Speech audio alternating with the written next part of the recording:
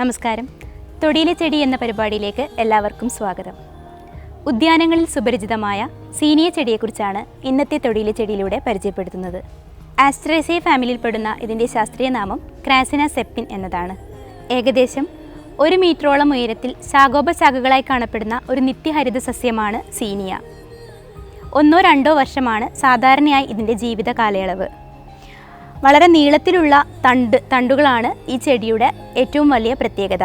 ഏകദേശം 20ഓളം ഉപവർഗ്ഗങ്ങളുള്ള ജനുസുകളുള്ള ഒരു സസ്യമാണിത്. അമേരിക്കയും മെക്സിക്കോയിലുമാണ് ഈ സസ്യങ്ങൾ കൂടുതലായിട്ടും കണ്ടുവരുന്നത്. ഇതിൻ്റെ ഇലകൾ വലിയ തണ്ടോടുകൂടി അഗ്രഭാഗം കൂർത്തും അധരഭാഗം വീതിയോടും കൂടി കാണപ്പെടുന്നു. ഇവയ്ക്കുള്ളിൽ ധാരാളം സിരകളും ഉണ്ടായിരിക്കും. ഇവയുടെ പുഷ്പങ്ങളും അതുപോലെ നീളമുള്ള തണ്ടുകളോടുകൂടി വളരെയധികം ഇതളുകളോട് കൂടിയാണ് കാണപ്പെടുന്നത്. വിവിധ വർണ്ണത്തിൽ കാണുക എന്നത് ഇതിൻ്റെ മറ്റൊരു പ്രത്യേകതയാണ്. ഇവയ്ക്കുള്ളിലാണ് വിത്തുകൾ കാണപ്പെടുന്നത്.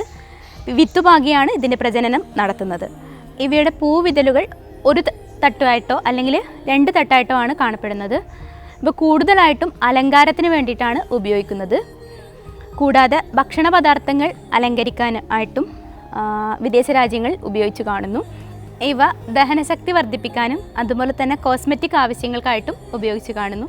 ഇവയുടെ കൂടുതൽ ഔഷധ ഗുണങ്ങളെക്കുറിച്ച് ഡോക്ടർ CM ശ്രീകൃഷ്ണൻ നിങ്ങളോട് വിശദീകരിക്കും.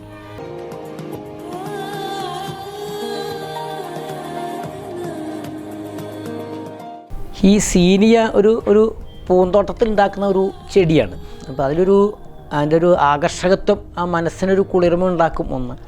പിന്നെ ഇതിൻ്റെ ഉപയോഗം ഈ സീനിയ ചെടിയും ഈ മൈലാഞ്ചിയുടെ ഇലയും കൂടി അരച്ച് കൽക്കമാക്കിയിട്ട് തലയിൽ തേച്ച് കഴിഞ്ഞാൽ ഈ തലമുടി വെളുക്കുന്ന ലേശം കുറയും, തലയ്ക്ക് നല്ല കുളിർമയും കിട്ടും.